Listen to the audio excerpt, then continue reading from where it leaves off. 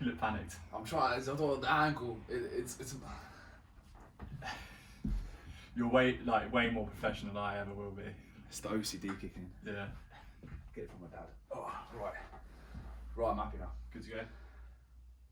Ready? Yeah, ready.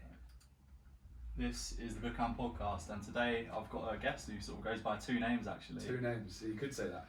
You might know him as Joe.snowball, or more likely, if you're from his YouTube, Snowy Joe. Snowy Joe. Yeah, a name that I don't like to be called in public. Oh, what, are you trying to escape it? Oh, well, I mean, you know, you're at school and they say Snowy Joe. I'm like, oh, for God's sake, just Joe is Joe. Just call me Joe. Just Joe. Relax. That's all I want to be called. I think that was what we said we were going to open with, sort of talking about the YouTube side of things, because that's a huge thing for you, obviously. Yeah, 100%. And it has been a bit of a journey as well. I think, you know, most people that sort of end up in YouTube, it's not plain sailing from the outset. There are obviously, you know, issues you come into as well, but loads of stuff comes into it. Lots of unseen stuff as well. Loads of unseen stuff. Should we dive into that? Yeah, I've got hot chocolate. Oh, I'm happy. Make a brilliant hot chocolate. Let's have a bit of this. It's good. Oh, lovely. All right. Okay. I'm good. So we're gonna almost dive into a little bit behind the scenes and, like, you know, the things that a lot of people wouldn't appreciate about YouTube. But I think let's start a bit the more positive side of angles of it, and sort of like what you get out of YouTube. I enjoy creating content. Always have. I remember for Christmas in 2013, I got an iPod, and you know how people would play games on it. Literally, all I'd done was the camera. Every moment that I wanted to capture, it would always be get the camera out, and I'd always just play with the camera. Wouldn't play with anything else. And ever since then, I've just always enjoyed creating content. I've always wanted to make stuff and upload it somewhere for people to enjoy. That's always been the case. And now, well, it's a dream come true. Now it's happened, isn't it? I can make content. People enjoy it. I hope they enjoy it. Yeah. I mean, well, they wouldn't be subscribing and watching your videos if they didn't. Exactly. Unless they hate watching. Well, some of them do. You know, you get those type of people that watch it just for hate. That bloody Joe Snowball. Oh, mate, it's ridiculous the amount of people that go, oh yeah, no, don't like you. I'm gonna watch it anyway. And then tell you I don't like it. Yeah. That annoys me so much. They go on my channel, they type in my name. Let's watch this. Oh wait, this offends me. That's the one thing that I don't like about YouTube. Other than that, love it. It's like, you know, you go on Sky Sports. I don't like football. I can't play football.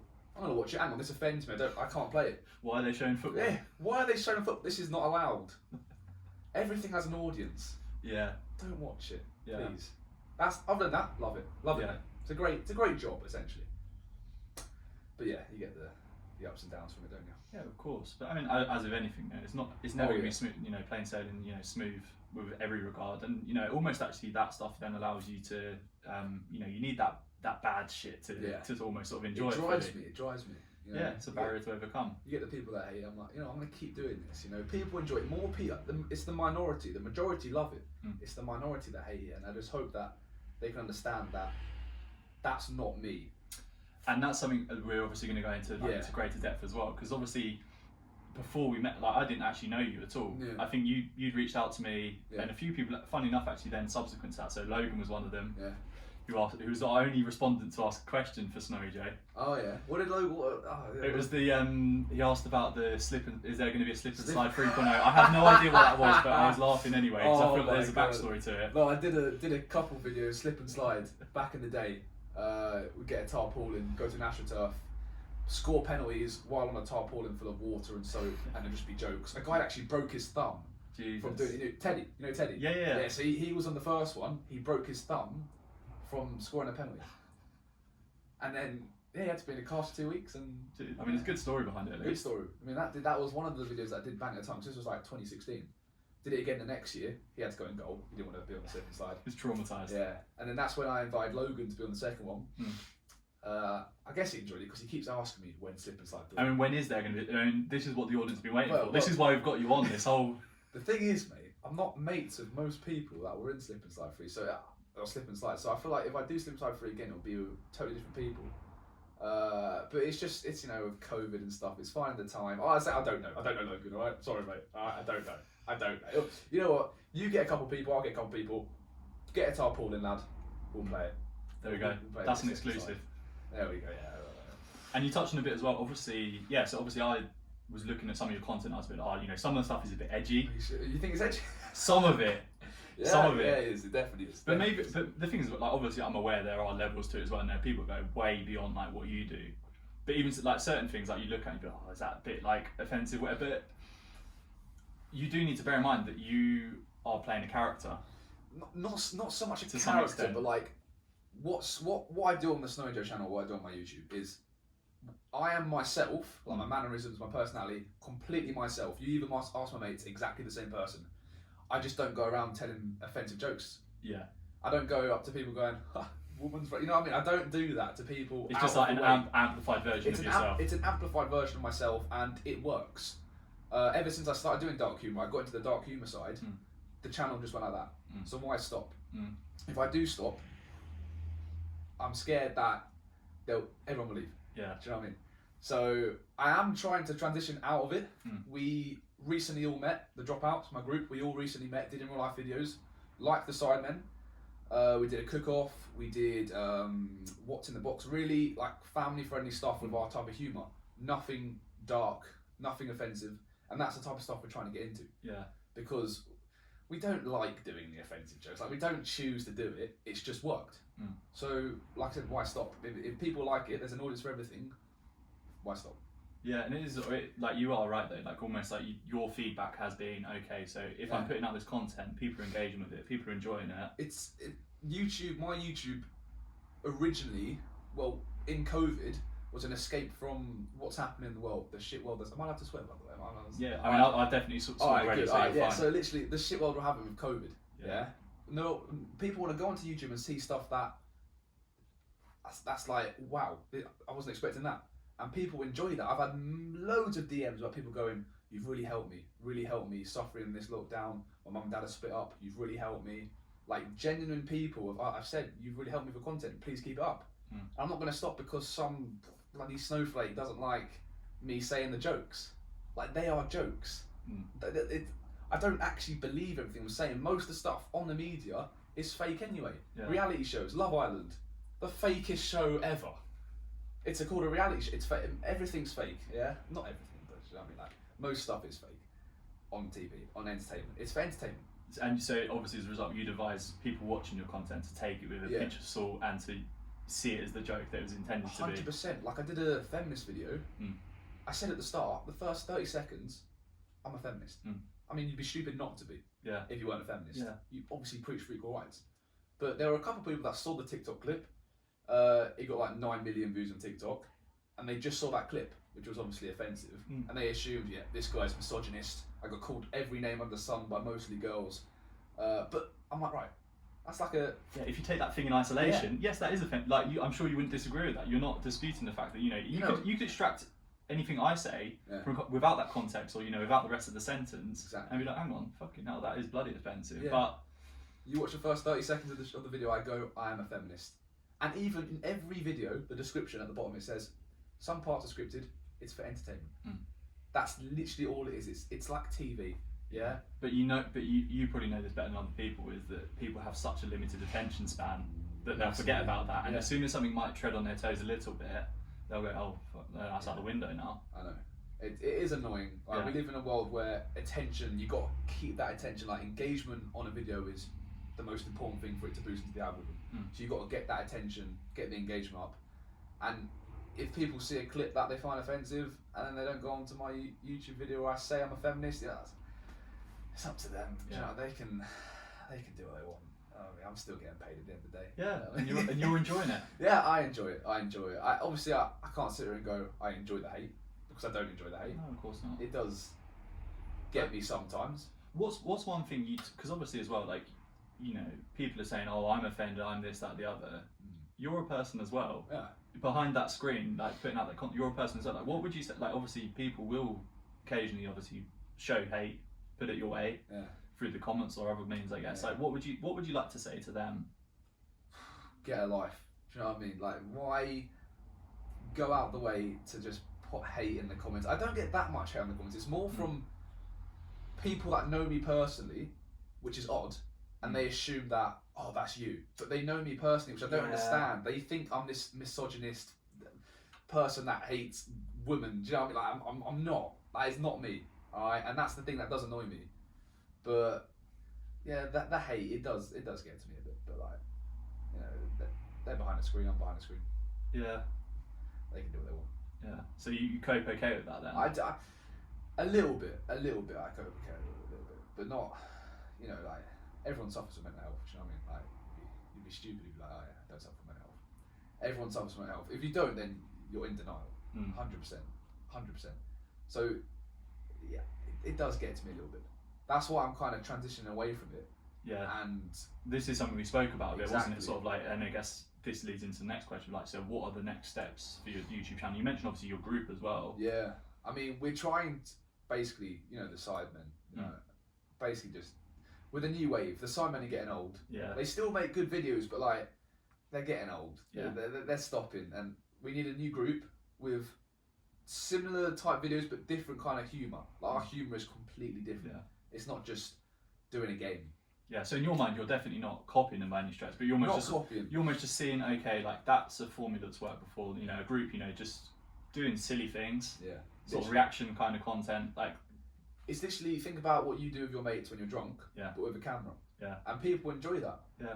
Well, as we say, sort of, it's like almost like people then live through that, like live vicariously through like the things you're doing, like being like, oh, like you know, and then particularly as well, you say during lockdown, people haven't been able to go out and do stuff.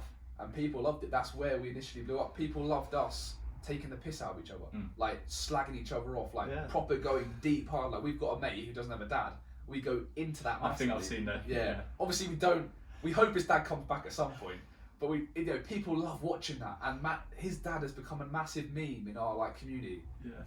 But yeah, now people love us taking the piss out of each other, and that's what they want to see. They want to see realism type thing, not always offensive stuff. Like the offensive stuff did initially blow us up, but they do love us just taking the piss. And one thing we mentioned as well when we met up for a coffee was the fact that obviously that sort of offensive side of things does have a limited shelf life. Definitely. Obviously there is a reluctance to, you know, you almost want to stay putting out the same content, but you realise that, you know, then what's offensive becomes your baseline. Yeah. And then to be offensive again, you need to keep going, and eventually... Was the struggle. That was the struggle in lockdown, because I was surrounded by 2 people, 3 or 4 people that done what I done. No one could say, no, you can't do that. So I was getting more offensive and more offensive and more offensive. I released a song, which was mad. I would never do that ever again. Looking back at it now, I'm like, what was that, man? That is iconic. That is mad. That is some proper kid who was just stuck at home, needing to unleash his anger. Do you know what I mean? I would never do that again. But now, obviously, lockdown stopped. I've had people going, yo, we need to be careful here. And especially if YouTube doesn't work out, and I do want to apply for jobs, people are going to be seeing that. First thing, and it's not that dissimilar from your name either, is it? Exactly, and that's the thing. That's the thing that I'm worried about. But that's why, like I said, transitioning, trying to get out of that offensive stuff. We've had many talks as a group. We need to stop doing this. And like me and Up in Your Life, we are slowly doing it, but we can't obviously just stop, because then the audience will stop watching. You're almost, and as you said as well, obviously, you know, you've been on YouTube for a while, but it hasn't been until sort of the last sort of like year or January. Oh, is it since January? The reason was that, when it's blown up. Yeah. So almost, but obviously there is going to be a period where like your audience starts to mature a bit more as well. Yeah. And they start going, okay, like, you know, you got to grow up. You got to grow with your audience. Produce videos like Logan Paul, for instance. He was a massive dickhead. What his videos they was making, and he realised, oh yeah, my audience are now like my age. Yeah. So we got to make videos that are mature, and he's done well. He's massive redemption arc to Logan Paul, because he has banged it. Yeah. Like he's doing videos now that I enjoy watching, but not bloody doing a video like making slime. Do you know what I mean? Like no one wants to watch that now. Yeah. So you got to grow up with your audience, and yeah, Logan Paul's done well there, and that's what we're trying to do. And just enjoy it along the way as well. Just enjoy it along the way. I mean, obviously I do it because I enjoy it. I love YouTube. I wouldn't be doing it if I didn't. Like, I've been doing it since probably since 2015, and I've loved every minute of it now. Every minute of it. And yeah, I'm just grateful that it's actually picked up and people enjoy it, because that's always been my goal. Talking of that though, because I mean, didn't you mention there was a small break you took from it? I did. That is true. I did take a small break. That was mainly because of people were, you know, not bullying me, but taking the piss. Yeah. And like pick on me about it. and I wasn't enjoying the type of content that I was making for like my small 3,000 subscriber audience. Was not enjoying that at all. So I just said, listen, I got to stop.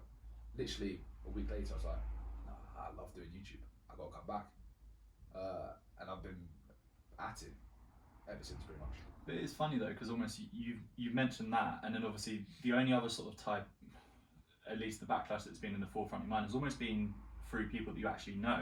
Yeah, almost people, and it's bizarre that the fact that you think, all these people out on the internet. Of course, you get some bad feedback from small clips, but at least from what you've told me, it seems like the majority of it has been people local to you, and people that you know. People in my school, like a couple people, not going to name names, in my school have emailed the teachers about my stuff, and it kind of like, me as a person. I don't do that in school, and I would never do that in school.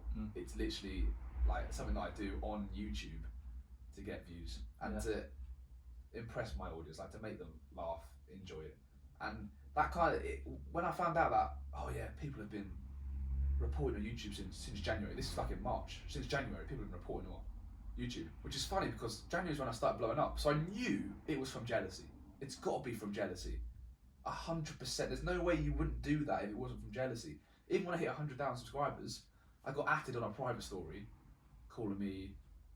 It was a clip where I respect everything about a woman, right? In a clip on a TikTok, and a girl put, "Do you, Joe, accepted their transgender or your girlfriend?" Yeah, like sarcasm.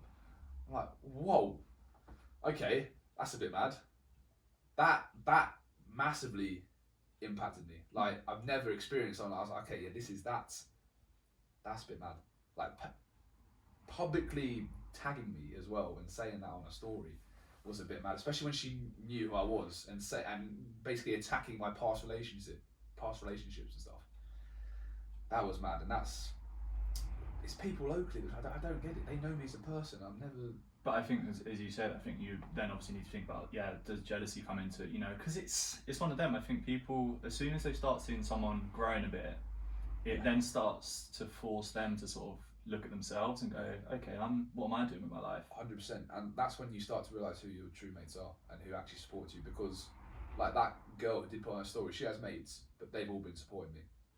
So I know that it's just her jealousy. Yeah. Easy.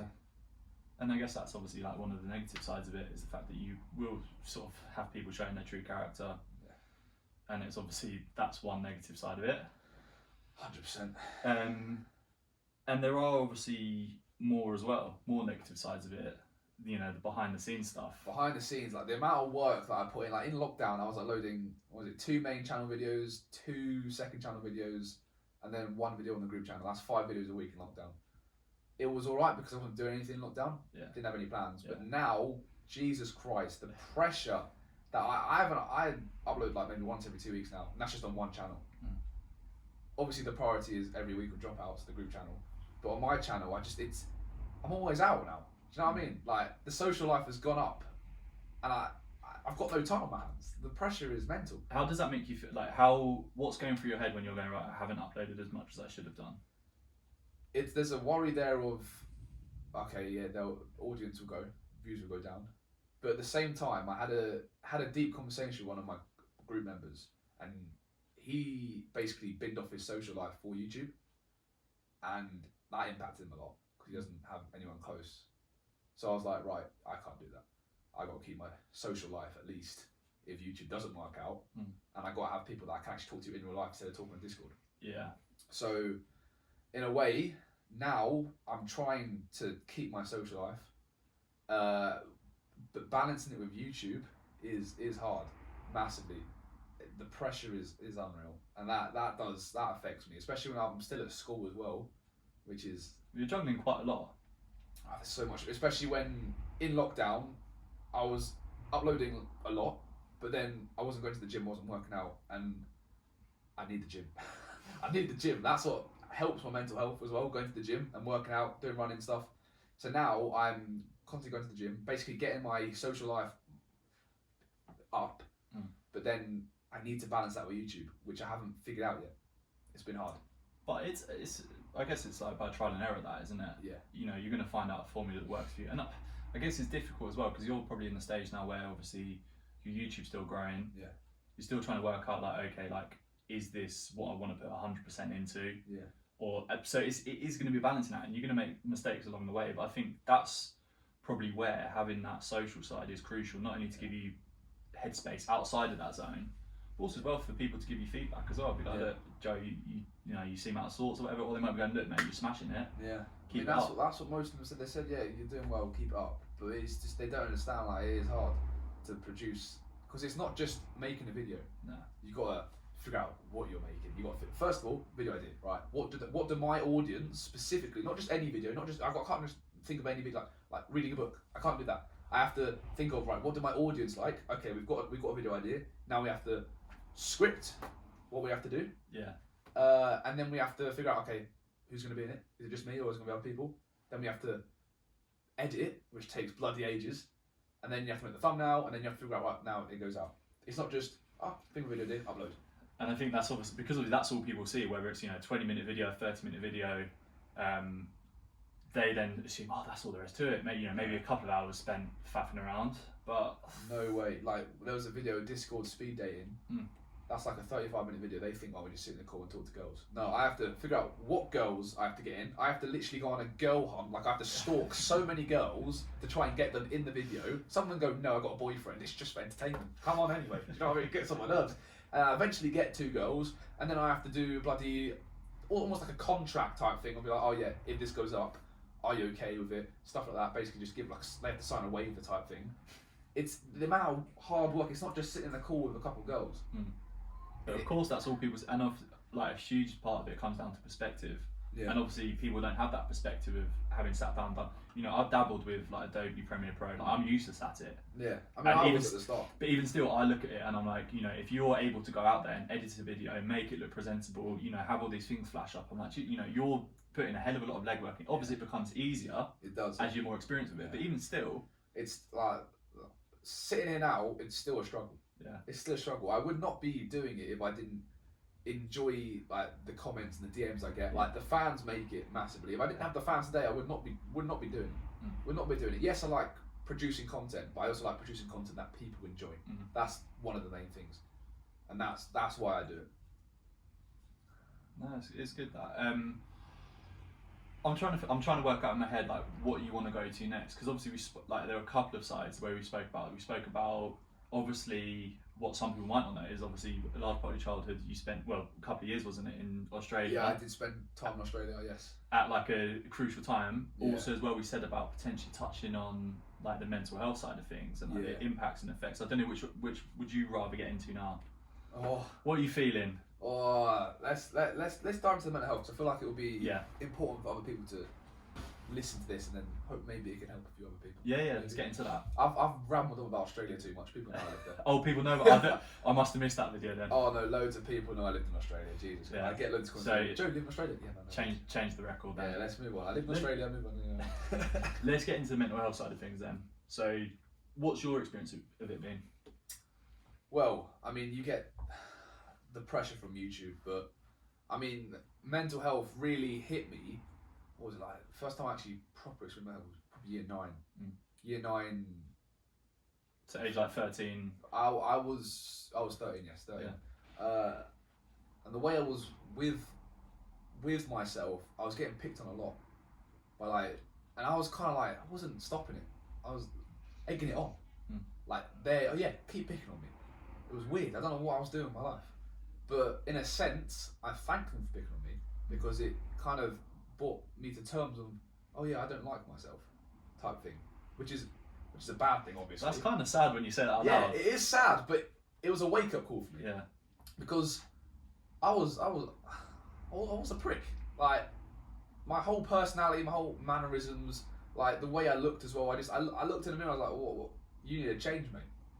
So like, thank you for picking on me. It was good. So that after year 9, went off all social media completely. Did not go on it once. Didn't talk to anyone. I blocked everyone off. Focused on myself. I would do planks, press ups, go on runs. I basically just have loads of talks with myself. Be like, right, you need to change. You need to be more calm and don't be annoying, type stuff. And that's what I done for like probably a good month. Didn't talk to anyone. I remember after when I went to school after being off social media, they were like, "Where the hell did you go?" Apparently, they were all so confused. Like, "Where's Joe?" They meet up like, "Where's Joe?" So these were your mates or just people in general? It was everyone. Everyone. But my mates were like confused, like where I was. Yeah. Because they'd never experienced anyone go on social media. I don't think I know anyone else who has gone on social media. But it's not like the fact like I mentioned I'm going on social media. You just did it. Just Just vanished. Yeah. Out of thin air. But I went back and I started going to the gym. Started just building my confidence up. And it's mad, but planks do a lot for your mental health.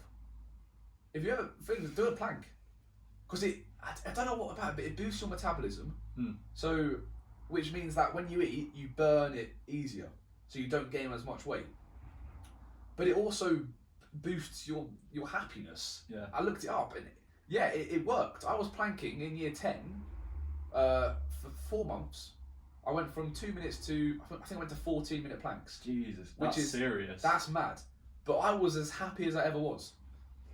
But the thing is, my body, I was a skinny guy, but I had no fat on me. And that's what, I looked in the mirror and I thought, "You're great, you're a sick guy." But that's because the planks were boosting my mental health, which was weird. But I look back at it now, I was a skinny guy. So like you hadn't really changed that much physically, is what you're saying now. I got rid of the belly fat, which I didn't like, yeah, and built abs, like pure abs on me. So I looked in the mirror, I was like, all I saw was the abs. But then in my mind, I'm like, that's sick. Arms were skinny. I think I had like 2% body fat, not even that. It was dangerous. I think I was starving myself, so it wasn't great, but my mental health was up there. That's all I cared about, the mental health sides of it. And I was the happiest I've ever been. Year 10 summer. And that was almost through doing that, through taking that time away, through just working yourself. That was like 100%. the key to you finding your confidence. 100%. I literally focused on myself. And within a year, I went from the saddest to the happiest. Yeah. All from planks. It's mad when you think about it, but yeah, planks, press ups, literally just focus on yourself. Focus on yourself, and within a year, I was the happiest I've ever been. It was great. That's mad. That just such like a small like winning form. But I think the most crucial aspect of that is that, because I think a lot of people are in that situation, they want to sort of show it off. They want to be like, taking pictures at the gym, just being like, "Oh, back at the gym, whatever." Oh, I definitely did that. Oh, you did that as well. I definitely did that. Well, not when I was very skinny. Not when you're in that zone. Not when I was focused on myself, but after year 10 summer, that year 11, start year 11. That's when you started showing off. I started going to the gym properly. Yeah. So I was proper showing off. To everyone, like, "Yeah, look at me now. Look what I've become." And people that did pick on me, they went to the gym and was like, "I wouldn't mess with you." And that's when I was like, "Done my job now. Done my job." So that's where you found your confidence then. So a combination of taking time away, gym. Taking time away, and I went off social media for 2 years in a row. So 3 years in a row. I did it year 9 summer, year 10 summer, and year 11 summer. Focused on myself. And you go back to school after going off social media, the confidence is up there, you're happier than you ever was. What is it about social media then that you think? I don't know. I think it's because when you're on social media, you care about what people think about you. So you do stuff that you don't like, but you do it to get like people agreeing with what you do. I don't know, it's hard to explain, but like you do stuff that you don't like, but what people like. So almost just conforming to what everyone else wants you to do, expects you to do. Exactly, and that's like meeting, for example. Like you don't want to meet, you want to focus time on yourself. And that's what I did. I literally just went on social media, focused time on myself, and I've done what I wanted to do. And I think that's what I'd never experienced. I've always done stuff that my mates wanted to do. So doing stuff that I wanted to do was a massive, like, I like this. I think a lot of people could benefit from that. I hope they do. If you're ever feeling down, do a plank, yeah.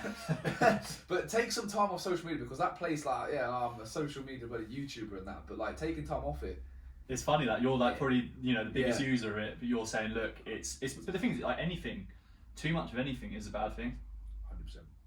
100%. As much as it obviously helps you like with your work and like YouTube, you also realise, okay, like sometimes it can be a bit too much. Yeah. And as well, you're in that situation where people are going, oh, like, you have to be doing this, you have to be doing that. Yeah. And feeling that judgment. And as well, I think it's one of those spaces as well where you can just mindlessly waste hours. Just sat there, going through stuff. And as well, I think in the process, you're exposed to, people that are actually living their lives. Yeah. And you're going, what the fuck am I doing? I'm sat on my bed. Exactly, and that's what I was kind of getting into in the third lockdown. I was just sitting on my computer, just on Discord, just focusing on YouTube. I was like, yeah, this is where I need to make a change. Again, pretty much. So I just, right, let's focus on the social life. And that's what I'm doing currently right now, trying to focus more on my social life than YouTube.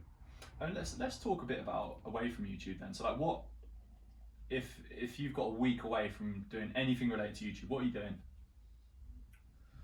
Going to the gym. Yeah. That is like my happy place. The gym. Going to the gym and then going to the spa afterwards, sitting in that. Yeah, I'm with you. It's so nice. That's one thing so the gym you go to, I used to go to as well, and like that's one thing I miss about it. It was great. That's honestly, if I have a week off, I'm going to the gym. Like people think, you go to the gym, it's hard work. The benefits out of it is unreal. It's on them though. Like I think once you put yourself in that position, and I feel a bit guilty actually, because I haven't really been the past couple of weeks. In my head, I think I'm saying all this stuff, but I haven't been living it myself. But yeah, you put yourself in that situation of discomfort. So then when you just sat down, like that is then more comfortable. Yeah. It's like you change your baseline. Exactly. So I'm sitting here now. I feel better with myself because I went to the gym today. But back in March, I'd sit down and I was like, I hate myself, man. Yeah. Hate myself completely. Just go to the gym, doing planks. Like it's so weird, but trust me. I love how into planks you're. I've never seen anyone into. I'm gonna do one when I get home now. So trust, go home. Right? Not 14 minutes. Not 40. That was a bit mad. That definitely was not healthy at that point. But plank every day.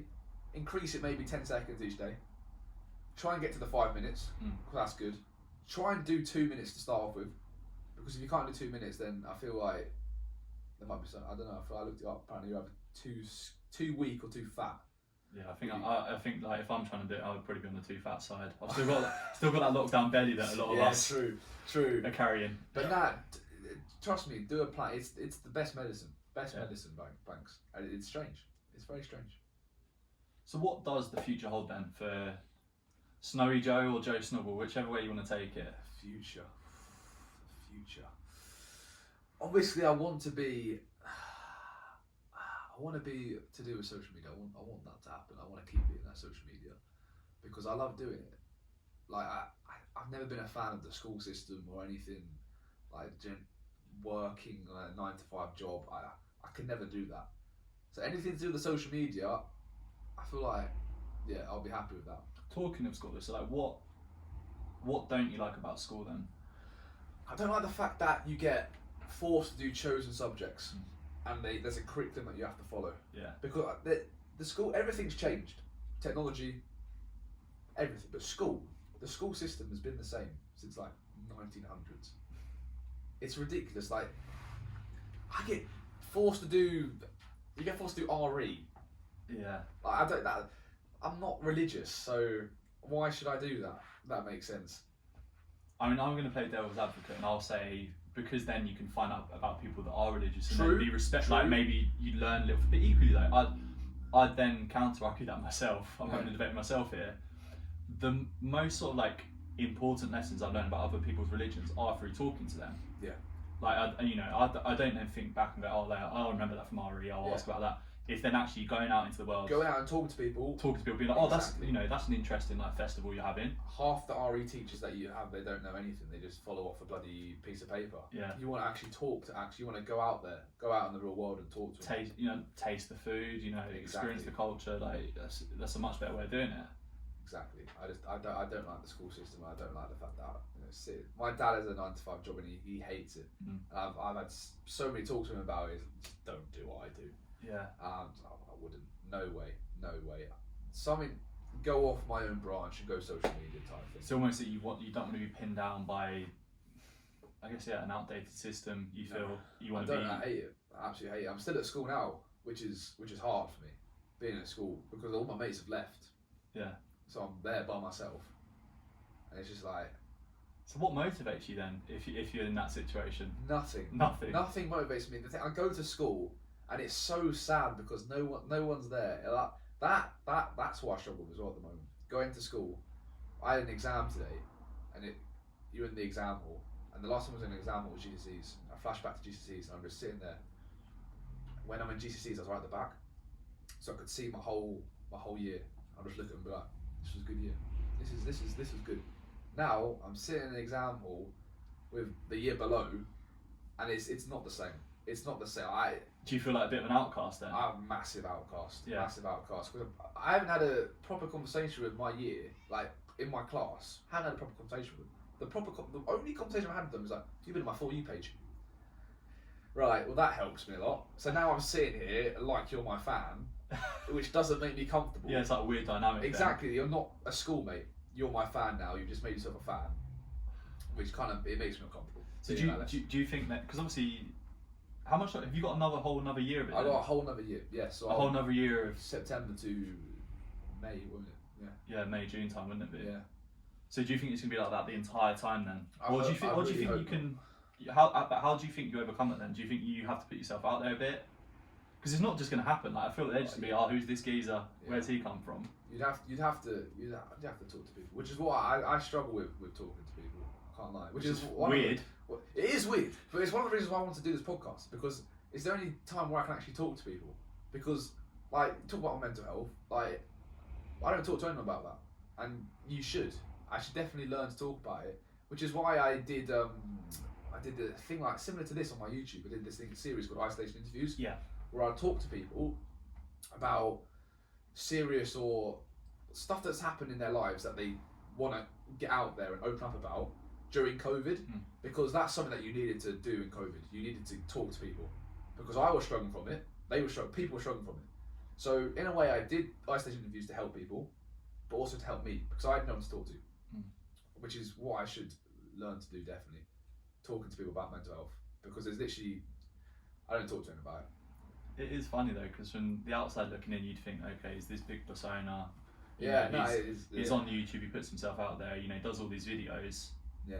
But maybe actually, I don't know, tell me if I'm wrong, but maybe actually that sort of character, that persona is almost a bit of a shield from someone underneath. Yeah. It's a project at the end of the day, especially during COVID. I was uploading every other month, just so I had something to focus on, and so I wouldn't be in my own, with my own thoughts. Because being in your own thoughts during lockdown when you've got no one to talk to, Jesus Christ, that is dangerous. Yeah. That is so dangerous. Yeah. So I did the isolation interviews, talked to people. It made me feel so much better doing those talks to people, and it must have made them feel better. I hope it did. People drew bridges with other people. Like they were arguing, they would hate each other. Did isolation interviews. Now best friends, I'm pretty sure. One of them.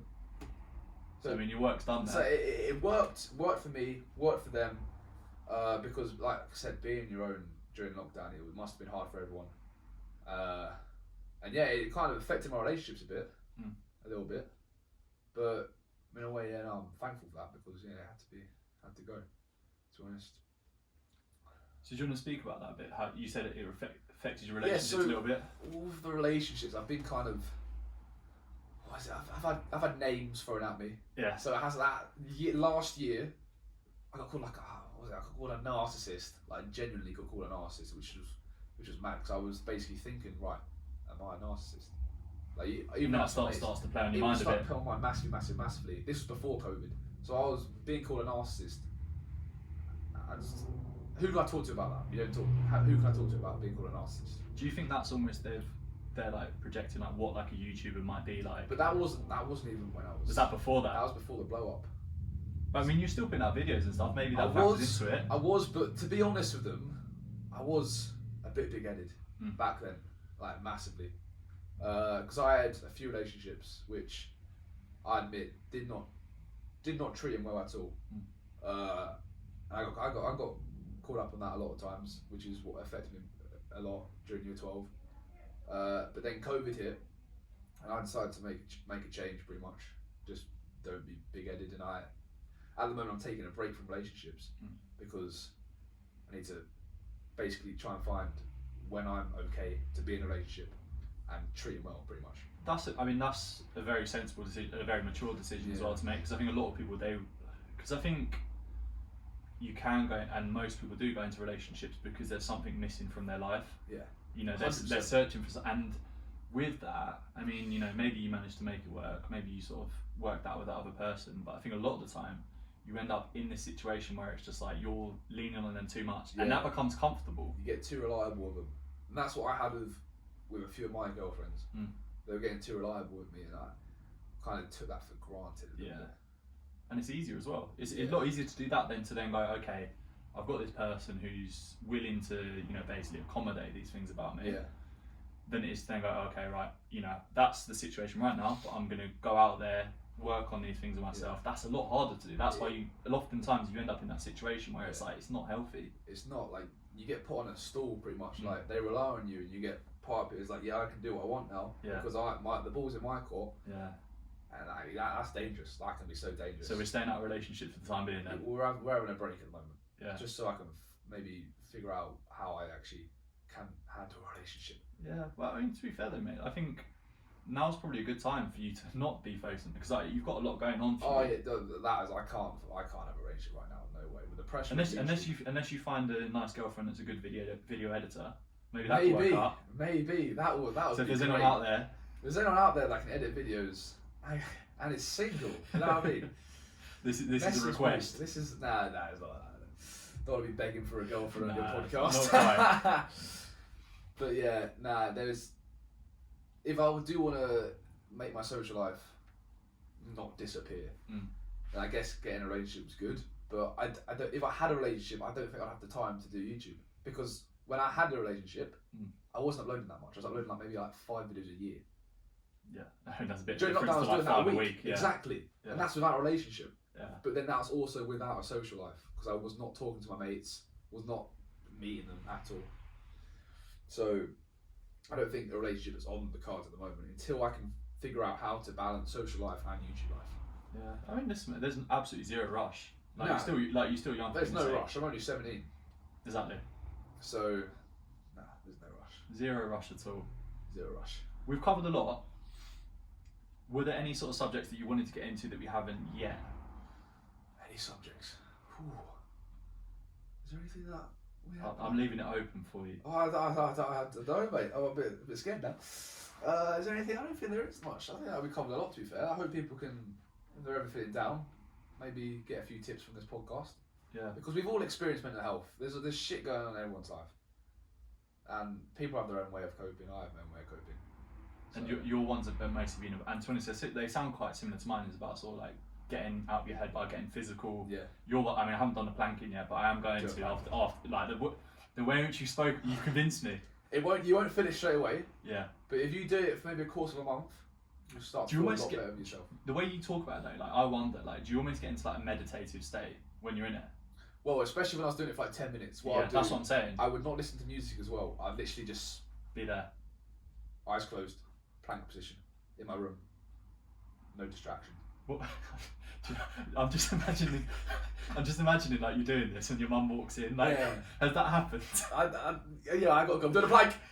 You just go, leave, get out. Leave, doing a plank. Ruin the whole moment. It's one of them where you're almost I'm actually tempted to switch to porn just to be less weird. Just sees you in the middle of your room, just true. Just there, just not saying a word, quiet, dead silence. When you put it like that, it does seem a bit sus, doesn't it? But my family's quite sporty, quite healthy. So I feel like they know, obviously they've probably seen the effect that it's had on you, and they're just going, look, we can see you're a lot happier, Joe. You're obviously a lot more comfortable and confident in your body. 100%. That is the massive thing, because I was always uncomfortable in my body, always. Skinny arms, I had a bit of belly fat, I had a fat face, hair was up, it was all gelled up, it was awful. Went on social media, gym, planks. What was that, 3-4 years ago? And you haven't looked back. Now look at me. Now look at him, he's stunning. Thank you. 14-minute planks. 40-minute, I don't think I can do a 40-minute plank now, no way. I've gained a lot of weight since then, muscle, there's no way I can do a 40-minute. No way. What was the most recent plank you did then? How long are we talking? So the advocate for planks hasn't done a plank in how long? It's been quite a while actually. I feel like I haven't done a proper routine in ages. But I'll do it now and again. I feel like I can do 4 minutes now, so it's not great. I mean, that's still. Yeah, it's still a lot. Still decent. But there was no way to do 40-minute plank. I mean, the plank effect stops at 7 minutes. So there's no point in me keep on going. But I just felt good. Yeah, bearing in mind as well, you've had to spend so much time editing videos as well. That must be a factor. You can't just. Let's give you that benefit of the doubt. The fact that you need to edit videos. I need to edit videos. That's why I'm not planking at the moment. That is the reason. That is definitely the only reason. The only reason. So yeah, let's start wrapping up there. I just then think like probably a good question is like, what are you going to be working on over the next few months? Next 3 months. What's the difference we're going to see in Joe Snowball? Next 3 months. See, that's you said Joe Snowball there, so I instantly thought of Snowy Joe. Like, what am I going to do on my YouTube? Nah, Joe Snowball. You're asking Joe Snowball, aren't you? See, that's a tough question. That I've never actually thought about what I'm going to do with myself. Probably, like I said, try and like a few months is summer, innit? Up until August. So it would be start of the school year as well, I guess, as well. Yeah, so before the start of the school year, I think it would be get back into the proper gym routine that I had before lockdown 3. Focus on the body, focus on the mental health side, get the social life back up. And who knows, maybe find a girlfriend. Like I said, if you're out there, no, I'm joking, don't do that, that's mad. I'm going to suggest one for you as well. No, we touched on it a bit already as well about sort of like integrating yourself into the year group as well. Yes. I think that's one that obviously is going to be a bit of probably the most difficult out of all of them. 100%. I think it's going to be a necessary one because imagine you're going into school feeling like, oh, it's just me. Yeah. That's not a great spot to be in. It is hard because like you walk into the common room, like, I've had great memories here with my mates, and now they're not here. It's just me. Yeah. It genuinely does. It hit me today or Monday. I went in there and I was like, what the hell's happening? I feel sad. Just sitting there, I was like, this was our part. This is our space. Get out. This is our space. Get out. Yeah, but it's like almost like you're just a stranger in like your own room. Literally. And going into the sixth form when my mates aren't there, it makes you think, yeah, we're growing up now. And it's mad. Like they were going university. That's mad. It's like yesterday, I literally was in Australia. Like didn't care about school whatsoever. Like school wasn't a care for me. No. We now have adult life situations, like problems that we face on a daily. And blink again, and it will be another few years down the line. Exactly. It's mental. Yeah. Going into that common room brings back. Brings so many thoughts, which is not good. But you're here now. You're happy. Yes. You're smiling. Exactly. You seem to be doing all right for yourself. Oh yeah, I'm probably not the happiest I've been, but I'm happy. You're up there. I'm happy. Like, the whole YouTube thing taking off, that was a massive boost of my confidence. Like, I'm not just uploading videos to 200 views now, where people can take the piss. Yeah. They now have no right to take the piss. Yeah. Because if they do take the piss, you do what I do, then take the piss. Yeah. Do you know what I mean? Because there's no way you're uploading a video that can get 100,000 views. I think that's the crucial thing as well. It's like, you should. It is, of course, you need to listen to people to some extent, but equally as well, like if they're not in the same situation as you and they're judging you, go out and do what you're doing. Then I'll listen to you a bit more. Exactly. I'll go, okay, actually, what you're saying is actually coming from a place of you understand all the things that have to go through. You understand the work that goes into it. Yeah. But for the time being, it sounds like a lot of it is just people just being judgmental and just people being jealous. Jealous and judgmental. That's literally it. Beforehand, when I uploaded videos, 200 views. You could take the piss, yeah? Fair enough. Because you could do what I do and get 200 views. Yeah. But now, you've heard what the stuff that I do with the YouTube. It's like, I run like 3 different channels. It's just, yeah, mate, you do that, then take the piss. You put in all that work. I put in that so much work. Like people, hopefully now can understand that it is hard. Yeah. And then I guess then I'll pass it to you. If you've got any questions for me. I've got any questions for you? Yeah. This is where I start sweating and getting nervous. Where's your hope for this podcast? Ultimately, I just so funny thing was I didn't even want to do a podcast. Oh really? It actually got suggested to me to someone else. And funny enough, actually, the subject we spoke about today, mental health. So I did a post on Instagram about my experience of mental health, and this guy that I knew, didn't know each other that well, but I've known him from a couple of years back. He reached out and was like, I'm doing a podcast now. Do you want to come on it? I was like, at first I was like, no. I was like, that sounds like hell on earth. See, I love podcasts because it's where you can literally just have a conversation, open up, and you feel so much better with yourself. Exactly that, but and that's the approach I took as well. But it was less actually about myself; it was more about the people listening. Yeah. I wanted people to go, okay, like you've had quite an honest, open discussion about this. Yeah. Why can't I? Yeah. So almost that took a lot of the pressure off myself. So, and then I was did a couple with him, and then he was like, right, I'm gonna challenge you to do your own. So I was like, fuck it, I'll do it. And part of it was where I was in a situation, to some extent I still am, where I'm working out exactly what I want to do with my life, working exactly what my purpose is. Yeah.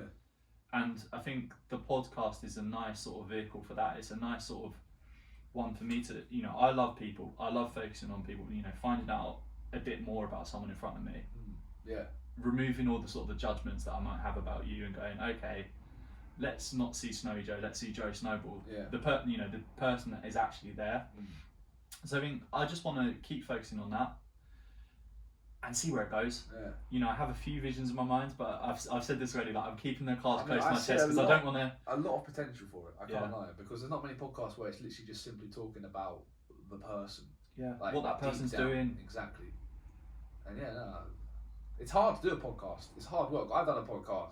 It lasted 3 episodes. Yeah. There's so much hard work. You have to think. You have to plan it. You have to. Do you know what? I think that's something I need to work on, is the planning side of it. So like we did a little bit of yours, but to be honest, I think for me it feels almost sometimes when I'm doing that, I feel, you know, when we was discussing that, and that's something for me to reflect on, is it feel, you know, the way in which I'm doing it feels a little bit more unnatural that way.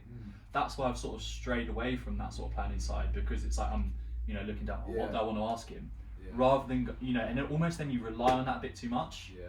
Rather than going, okay, like, what is he saying? Just one of it. What is he trying to get across? Yeah. What else might he want to talk about? So it's just sort of stuck between a rock and a hard place in that side. So I guess that's something for me to work on with it, is to sort of have natural conversations, but also allow that person to express themselves and get across what they want to. But it's quite loose. I haven't pinned it down. No. But I think that's a good thing. Yeah. You've got to start somewhere. Exactly. You've got to start somewhere. And so long as you're enjoying it, much like you were with YouTube, it's a way of expressing yourself, and that is for me the crucial thing. It's just I'm enjoying it, meeting different people. That's what life is. Exactly. Meet new people on a day and learn things. And have fun with it. And that's what this podcast is. Exactly. But yeah, no, it's been an absolute pleasure. If you're happy to leave it there, I'm happy to leave it there. I'm good, man. It's been good. Thank you. I'm sure you I can plug your YouTube on the thing. It's just what was it? So your YouTube's Snowy Joe. Snowy Joe, yes. And is that like your socials as well? Yeah, Snowy Joe and then Snowy Joe YT. If you gain like 2 extra subscribers or followers from this, I'll be like amazed. I won't even know if they'll come from the Bookcamp podcast. I won't even know. Nah, just assume any followers you get this next sort of like week or 2, they're obviously from the Bookcamp podcast. Yeah, 100%. Brilliant. We'll do. Sweet, mate. Alright. That's it. That was good. It was good fun, wasn't it? That was good. It's a different experience. Oh. Different. I'm assuming your camera cut out, did it? Oh, it cut out like half an hour. How long was